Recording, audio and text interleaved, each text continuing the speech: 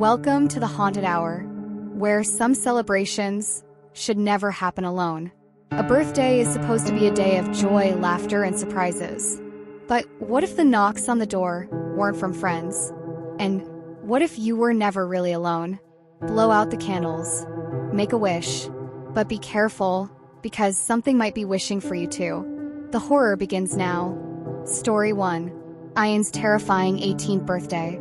Ian had been looking forward to this day for weeks. His parents had gone out of town for a family emergency, and his friends were all busy. That meant he had the house to himself for his 18th birthday. At first, he thought about inviting some friends over, but then he decided against it. A quiet birthday with a movie and some pizza sounded perfect. The house was a 2-story building, slightly old but well-maintained.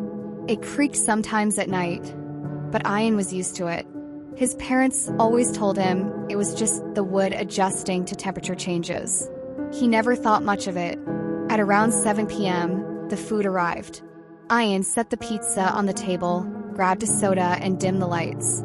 He picked a horror movie, something classic, not too scary. The opening scene started with eerie background music, and he laughed. Perfect atmosphere, he muttered to himself. But even before the movie could get properly scary, something strange happened. The knock at the door.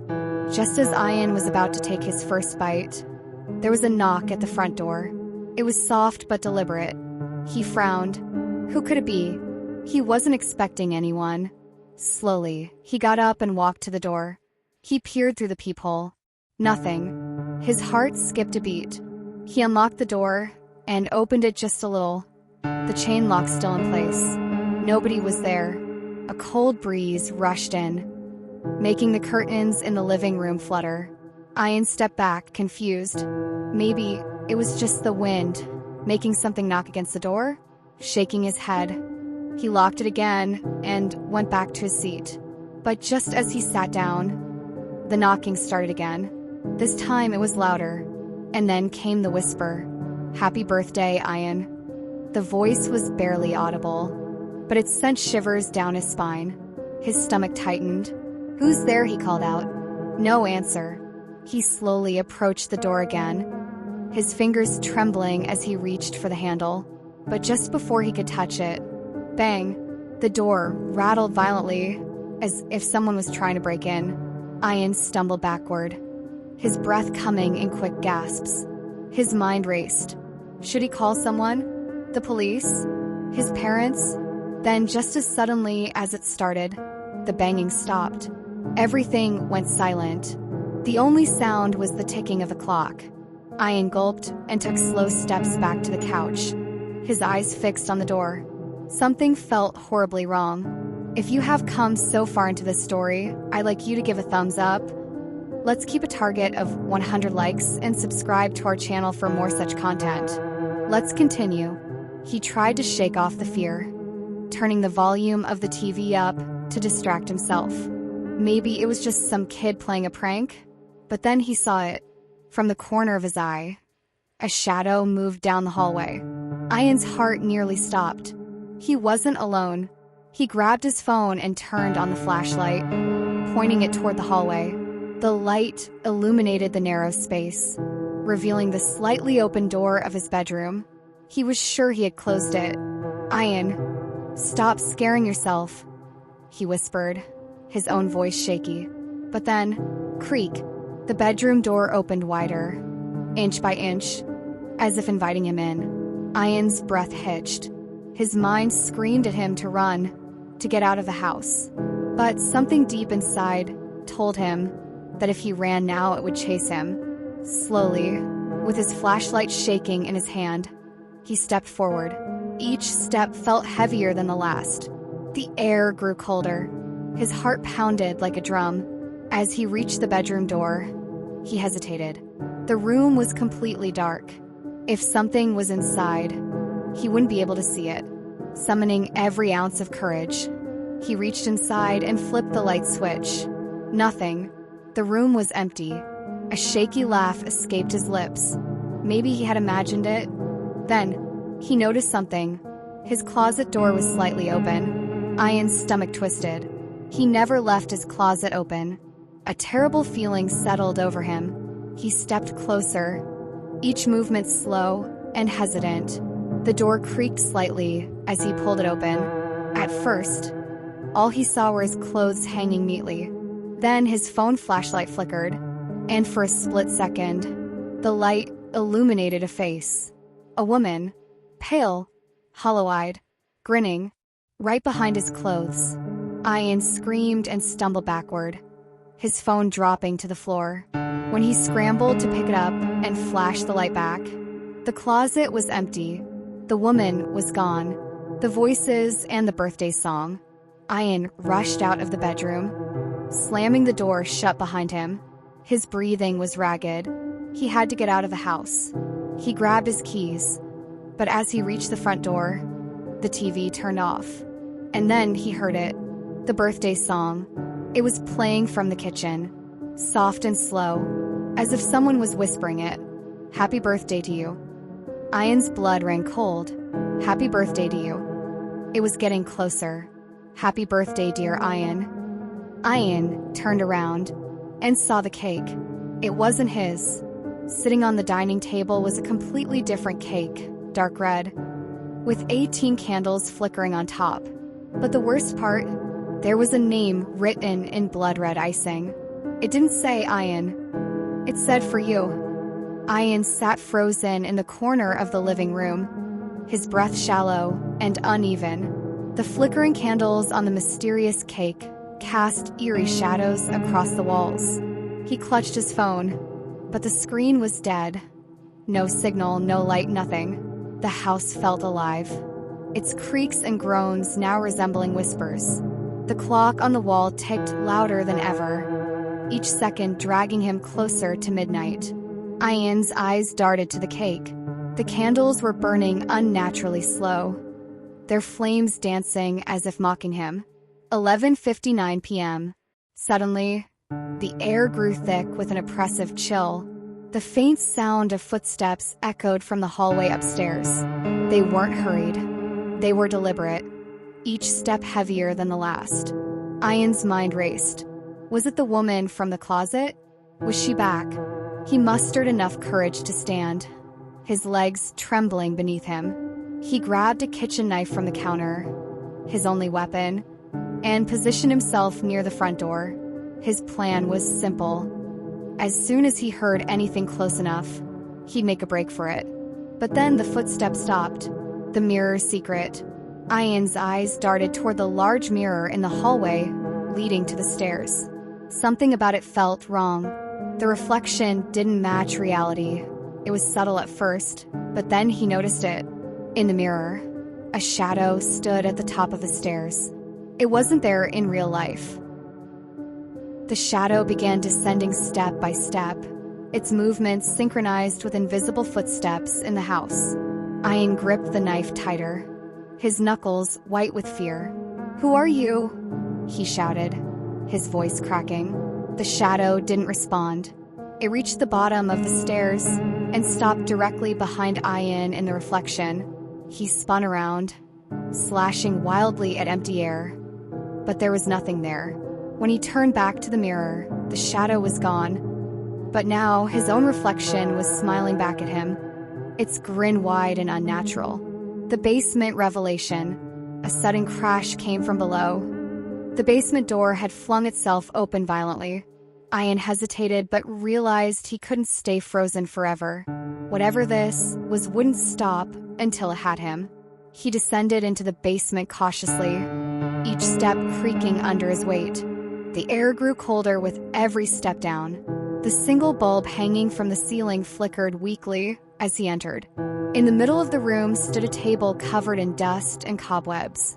On it lay an old photo album, one he had never seen before. Curiosity mingled with fear as Ian opened it. The first photo was of a family celebrating a birthday. A boy who looked eerily like him sat at a table with a cake that said, "For you." The faces of everyone else were scratched out violently. Page after page revealed more birthdays, all featuring boys who resembled Ian but were slightly different. Different haircuts, clothes, or expressions. but always alone with that same cake. The final page was blank except for a handwritten note. "Welcome to your turn." The entity revealed. As Ian stared at the note, a low growl filled the room. He turned toward the corner where shadows pooled unnaturally thick. Slowly, they coalesced into a figure. A tall woman with hollow eyes and a grotesque grin stretched impossibly wide across her pale face. "You've been chosen," she hissed, her voice layered with echoes. Ian stumbled backward, clutching his knife like a lifeline. "Stay away," he screamed. The woman tilted her head unnaturally far to one side and took a step forward. "You made your wish," she whispered mockingly. "I didn't wish for anything," Ian shouted desperately. Her grin widened further, impossibly so, and she pointed toward the cake upstairs. "You blew out your candles." Realization hit Ian like a freight train.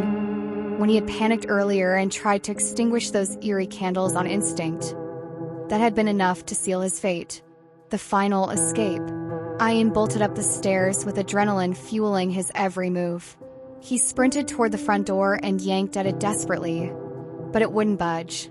Behind him, he could hear her slow footsteps ascending after him. "Make another wish," she called out mockingly from below. Ian screamed in frustration and ran toward his bedroom instead, slamming and locking the door behind him. He threw furniture against it to barricade himself and climbed onto his bed, clutching his knife. The room grew unbearably cold as her whispers filled every corner. "Happy birthday, dear Ian." Suddenly, she was there, inches from his face, her hollow eyes boring into his soul as she whispered, "Make your final wish." With trembling hands and tears streaming down his face, Ian closed his eyes and whispered under his breath, "I just want this to end." When Ian opened his eyes again, it was morning. Sunlight streamed through his window as if nothing had happened. The barricades were gone. Everything in his room was back in place. But something felt off. The house was eerily quiet. He ventured downstairs cautiously and froze when he saw it. The cake still sat on the dining table, but now there were no candles left at all. Instead, scrawled across its surface in blood-red icing were two words: "See you." Ian fled from the house that day and never returned. But no matter where he went or how far he ran, every year on his birthday, at exactly midnight, there would always be a knock at his door, and her voice whispering, "Happy birthday. Still here? Enjoying our content?" Please give a thumbs up to show your support. Remember the target of 100 likes and subscribe to our channel for more such content. Let's continue to the next story.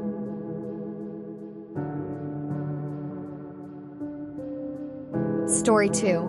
Rahul's Birthday Dilemma. Rahul had never been alone on his birthday before. He always celebrated with his parents, friends, and laughter echoing through the house. But this year was different. His parents had gone out of town for urgent work, and his friends had bailed at the last minute. Rahul tried to brush it off. It was just one birthday alone. What could go wrong? As he settled into the quiet of his home, the atmosphere felt heavier than usual. Shadows stretched unnaturally across the walls, and every creak of the wooden floor sent shivers down his spine. He convinced himself it was just his imagination. He ordered his favorite meal, put on a movie, and decided to enjoy his birthday night. But as the clock struck midnight, his phone buzzed with a notification. A message from an unknown number.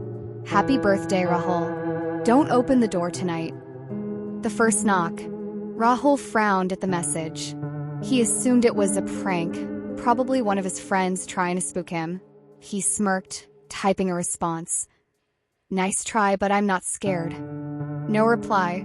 Shrugging it off, he continued watching his movie. But then, knock, knock, knock. Someone was at the front door. Rahul tensed. He wasn't expecting anyone. Maybe his parents had come back early? He got up, walked to the door, and peered through the peephole. No one was there. His stomach twisted. The front porch light flickered, casting eerie shadows on the ground. Then his phone buzzed again. Another message. "I told you not to open the door." His throat went dry. Sweat beaded at his forehead as he slowly backed away from the door.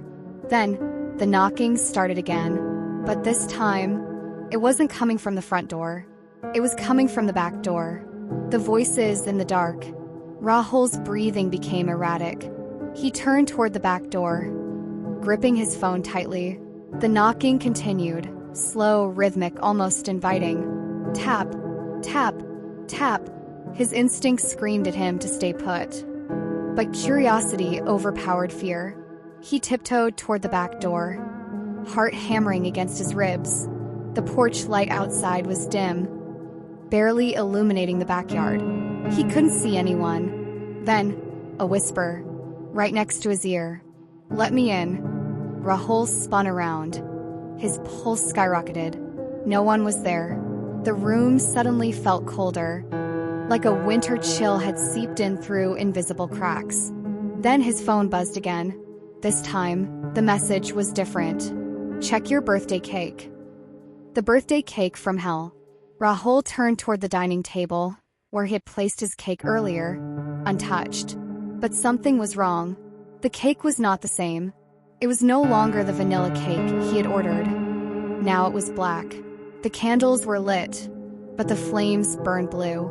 And in the center of the cake, written in dark red icing, were the words, "You invited me."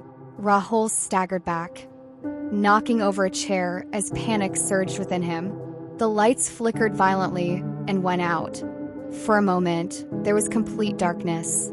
Then, the singing started. A low, eerie voice began humming the happy birthday tune from everywhere and nowhere at once. Rahul grabbed his phone and activated the flashlight. Its dim beam barely cut through the thick darkness. Then he saw it. A figure stood near the corner of the room just outside the reach of light. It was tall, unnaturally thin, its head tilted sharply to one side. Its mouth didn't move, but the humming continued. Then, as Rahul stared in frozen horror, the figure took a step forward. "Now you belong to me." Rahul bolted upstairs, heart pounding as he locked himself in his bedroom. His hands trembled as he called his parents and friends, anyone but no one picked up. Then another message popped up. "You can't run from your own invitation." A cold realization struck him. The house, the knocking, the cake, the whispers. It was all because of him. He had unknowingly invited something in. Something that wasn't supposed to be here. The air grew heavy, suffocating. The walls seemed to close in around him. From the closet, the door creaked open. Rahul held his breath as he aimed his flashlight toward the darkness. A long, bony hand shot out from within. Long fingers curled around the doorframe before a face emerged. The same hollow-eyed figure from before. It grinned widely and whispered, "Happy birthday, Rahul." The next morning, a haunting silence. When Rahul's parents returned that next day, they found their home eerily silent. Too silent for comfort. The cake had vanished without a trace. All messages on Rahul's phone had disappeared as if they never existed at all. But Rahul? He sat in a corner of his room, staring blankly at a wall. Pale and ice-cold, with trembling lips muttering, "I didn't open the door. I didn't open the door, but it still came in." From that day forward, Rahul refused to celebrate birthdays or cut cakes or make wishes because deep down he knew something was still waiting for him, expanding Rahul's nightmare. The aftermath and beyond. Days turned into weeks. The isolation deepens. Weeks passed since that fateful night. Rahul's life spiraled into an abyss of paranoia and dread. Each day felt like an eternity as shadows danced mockingly around him during daylight hours, while nightfall brought relentless whispers that haunted him even in sleep. Or what little sleep he could manage amid nightmares that left him gasping for breath upon waking. His parents noticed changes. How could they not? They tried reaching out to him but found only resistance. Their son became a shell of who he once was. A boy who loved laughter, now trapped within walls, echoing silence. punctuated by fear's heavy weight pressing down on him, like an anchor pulling him deeper into despair's oceanic depths. Seeking help, a desperate move, desperate for answers, or perhaps just someone who would listen without judgment or ridicule about what happened on that birthday night. Rahul's parents sought help from local therapists specializing in trauma recovery, but found themselves met with skepticism when discussing supernatural elements involved in their son's experience. Children often have vivid imaginations. One therapist suggested dismissively, maybe it's time for some family bonding activities. Another recommended cheerfully oblivious to their plight. None understood that this wasn't merely childhood imagination gone awry. It felt real. In moments alone with them late at night, when shadows crept closer beneath flickering lights illuminating dark corners, their presence felt tangible, as if they were waiting just beyond sight, readying themselves for another chance to strike. Unraveling secrets. A family legacy revealed. One evening, while rummaging through old family albums looking for happier memories, Rahul stumbled upon a faded photograph tucked between pages depicting family gatherings long forgotten by time itself. Among them stood an unfamiliar figure, a clown dressed similarly to what he remembered from that cursed birthday cake incident. Intrigued yet terrified by this revelation, he showed it to his parents, who exchanged worried glances before revealing something they'd kept hidden far too long. This clown wasn't just any performer. It belonged to their lineage, a curse passed down through generations. Each family member experienced similar occurrences during their 10th birthdays, marked by strange gifts accompanied by ominous warnings never fully understood until now. Confronting fears, a plan formulated. Armed with newfound knowledge about their family legacy, Rahul resolved not only to confront whatever entity haunted them, but also break free from its grasp once and for all. With support from both parents who finally accepted reality instead of denying it, they devised a plan involving rituals meant to sever ties, binding them together with this malevolent force lurking just beyond reach, waiting patiently for another chance at claiming one more victim. They gathered items representing each family member lost over time due to this curse. A token meant as an offering during ritualistic cleansing performed under moonlight, illuminating darkened skies above, casting eerie shadows across their backyard, where once laughter echoed, now filled only silence, broken occasionally by distant howls carried on winds, whispering secrets long forgotten. The night of reckoning, rituals under moonlight. On a moonlit night, each family member gathered outside, holding hands, forming an unbroken circle around tokens representing lost souls, while chanting words passed down through generations meant to invoke protection against evil forces threatening them still lingering nearby, watching, waiting.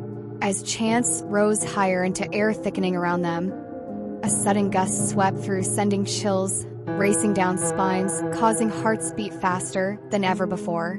Suddenly, a loud crash echoed behind them, followed by unsettling laughter reverberating off walls surrounding them. "Let me in," echoed hauntingly amidst chaos swirling around them, threatening chaos, breaking apart fragile bonds, holding everything together. But they stood firm, refusing temptation offered forth by darkness, beckoning them closer, promising respite from pain endured thus far. Breaking free, a new dawn emerges. Finally, after what felt like hours spent battling unseen forces surrounding them, the air grew still, silence enveloping everything like heavy blanket, wrapping tightly around bodies, trembling beneath, weight pressing down upon shoulders. And then as dawn broke, illuminating darkened skies, giving way, light piercing through shadows lingering just beyond sight. They felt warmth enveloping them, washing away fear, replacing it instead with hope renewed. They'd done it.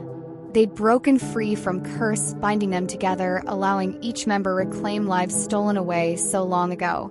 Those scars remained etched deep within hearts forever changed by experiences endured. They emerged stronger, united against whatever darkness threatened future birthdays ahead, knowing now they held power within themselves, capable of overcoming anything life threw their way. Conclusion, a lesson learned. From that day forward, birthdays transformed into celebrations filled joy rather than dread. A reminder not only of resilience shown, but also importance embracing life fully despite challenges faced a long journey ahead. And though whispers still lingered occasionally, reminding Rahul of past experiences, they served more as gentle nudges, guiding him toward brighter paths rather than shadows looming overhead, threatening everything cherished most dearly.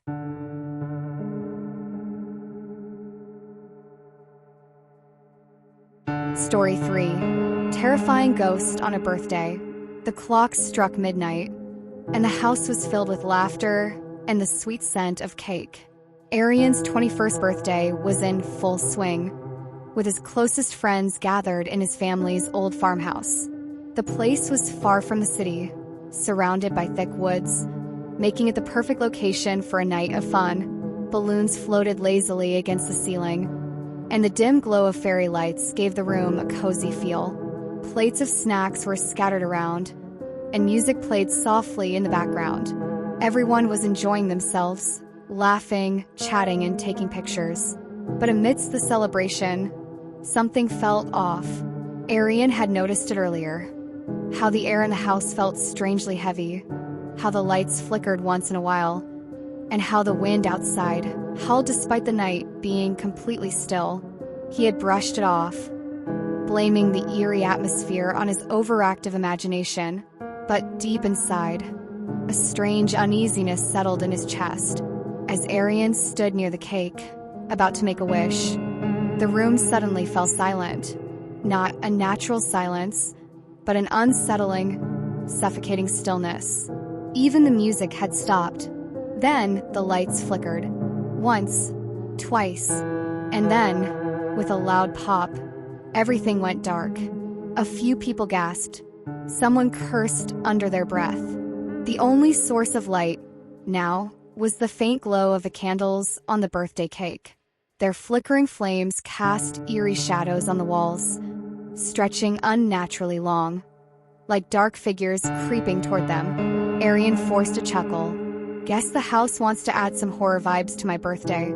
The others laughed nervously, but something about the darkness felt wrong. Arian's best friend, Imran, pulled out his phone and switched on the flashlight. "I'll check the fuse," he said, walking toward the kitchen where the main switchboard was. Seconds passed, then minutes. Imran didn't return. "Arian, go check on him," said Ria, one of his friends, shifting uncomfortably. Arian grabbed his phone and followed the path Imran had taken. The kitchen was eerily quiet. The moonlight from the small window cast strange patterns on the tiled floor. The switchboard was in the corner, but Imran was nowhere in sight. "Imran?" Arian called out. No response. The hairs on his arms stood up. He took slow steps toward the switchboard, his breath coming out in shaky puffs. Then, the fridge door creaked open. Arian spun around, his heart pounding. For a moment, he saw something.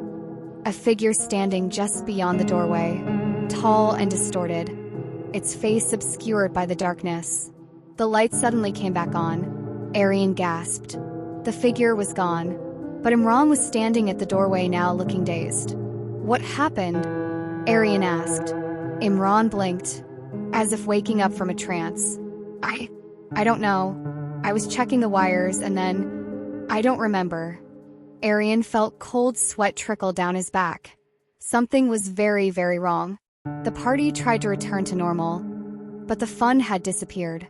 People whispered among themselves, eyes darting toward the dark corners of the house. Then, Sana, one of the guests, let out a sharp scream. Everyone turned to look. She was standing at the bottom of the staircase, her face pale. "There's someone upstairs," she whispered, pointing with a shaking hand. Arian's stomach twisted. The farmhouse had only one floor.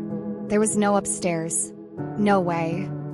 One of the guests mumbled, but then they heard it, a faint whisper coming from above. It was distant, like someone murmuring secrets just beyond their reach. Imran picked up a stick lying nearby. "I'll check," Arian didn't want to go, but he couldn't let his friend go alone. He followed closely behind as they climbed the wooden steps leading to nowhere. But as they reached the top, they found something chilling a door. It shouldn't be there. The farmhouse had no second floor, yet there it was, a wooden door, old and covered in deep claw marks. Arian gulped. This wasn't here before. Imran reached for the handle. Don't open it, Arian warned. But it was too late. Imran turned the knob. The door swung open with a deafening creak, revealing a pitch-black room. The air was ice cold, and the smell of rot filled their nostrils. And then they saw her, a woman in a tattered white dress, her long black hair covering her face, stood inside the room. Her head was tilted unnaturally, and her fingers were long, almost claw-like. She took a step forward. The whispering grew louder. Arian's body locked in terror as the woman's head twisted at an unnatural angle. A low, gurgling growl escaped her throat. Then, with a sudden, inhuman screech, she rushed toward them. Imran and Arian slammed the door shut. Panting, they scrambled down the stairs. But as soon as they reached the bottom, the whispers stopped. The door above them was gone. By now, the party was over.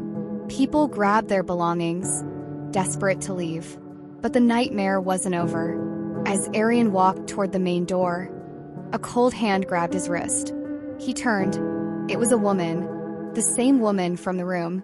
Her face was inches from his, her mouth stretching into a wide, unnatural grin. Happy birthday, Arian. The lights flickered again. Arian screamed. Then darkness. When he woke up, he was lying on the floor, surrounded by his friends. The house was bright, the party decorations untouched. Had it all been a dream? But then he noticed something. On his wrist, where the woman had grabbed him, were 5 long, deep scratches. Arian's friends tried to convince themselves it was over. They packed hurriedly, their laughter replaced by hushed whispers and darting glances. But Arian couldn't shake the feeling of being watched. The scratches on his wrist throbbed, as if the woman's touch still lingered. Imran, who had been unusually quiet since the encounter with the mysterious door, suddenly spoke. "We can't leave," he said, his voice trembling. "The car keys, they're gone." Panic rippled through the group. Everyone checked their belongings, but every set of keys had vanished. The farmhouse seemed to mock them with its silence. "We'll walk to the main road," Rhea suggested, her voice shaky. "It's not far." But as they stepped outside, they realized the woods had changed. The path to the road was gone, replaced by dense trees that seemed to close in around them. The group decided to stick together and head in what they thought was the direction of the road. The moonlight barely pierced through the thick canopy above, casting strange, shifting shadows. As they walked, a faint sound began to follow them, a soft rustling, like someone dragging their feet through leaves. Every time they stopped to listen, the sound stopped too. "Who's there?" Arian called out, his voice echoing unnaturally. No response, just silence. Then Sanaa screamed again. She pointed at a tree ahead of them. Carved deep into its bark were the words, "You can't leave." Imran stumbled backward, his flashlight shaking in his hand. "This isn't real," he muttered. But it was real enough when a low growl echoed from behind them. They ran back to the farmhouse, slamming the door shut behind them. The growling stopped, but now they were trapped inside with something far worse. The house seemed alive. The walls creaked as if breathing, and faint whispers echoed through the halls. Words they couldn't understand, but that filled them with dread. Arian's phone buzzed in his pocket. He pulled it out to find a single message. Midnight. "What happens at midnight?" Rhea whispered. No one answered, but everyone knew. They had less than an hour to find out. Desperate for answers, Ayan suggested checking the basement. It was a part of the house no one had dared explore before now. The basement door groaned as it opened, revealing a narrow staircase descending into darkness. The air was damp and smelled of decay. As they reached the bottom, their flashlights illuminated something horrifying. A circle drawn on the floor in what looked like dried blood. Strange symbols surrounded it, and at its center lay an old photograph. Eerie picked it up with trembling hands. It was a picture of his family, taken years ago in this very farmhouse. But there was something wrong. Standing behind his family was the woman in white, her face obscured just as before. "How is this possible?" Eerie whispered. Before anyone could answer, a loud bang echoed upstairs. The clock strikes midnight. They rushed back upstairs to find all the clocks in the house ticking loudly in unison. The hands spun wildly before stopping at exactly midnight. The lights flickered violently before going out completely. In the pitch blackness, they heard her voice. "You stayed." Eerie felt her presence before he saw her. The cold breath on his neck, the faint rustle of her dress. He turned slowly and saw her face for the first time, pale and hollow-eyed. Her mouth stretched into an unnatural grin. She reached for him again, but this time he didn't freeze. He grabbed Imran's stick and swung it through her figure, but it passed right through her like smoke. She let out an ear-piercing scream that shook the walls of the house. Rhea screamed as doors began slamming shut around them one by one. "We have to end this," she cried. Eerie remembered the circle in the basement and realized it might be their only chance. "To the basement," he shouted.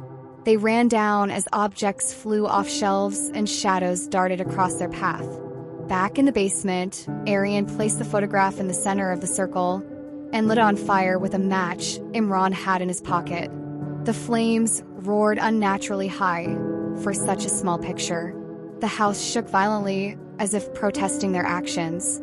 Her scream echoed one last time before everything went still.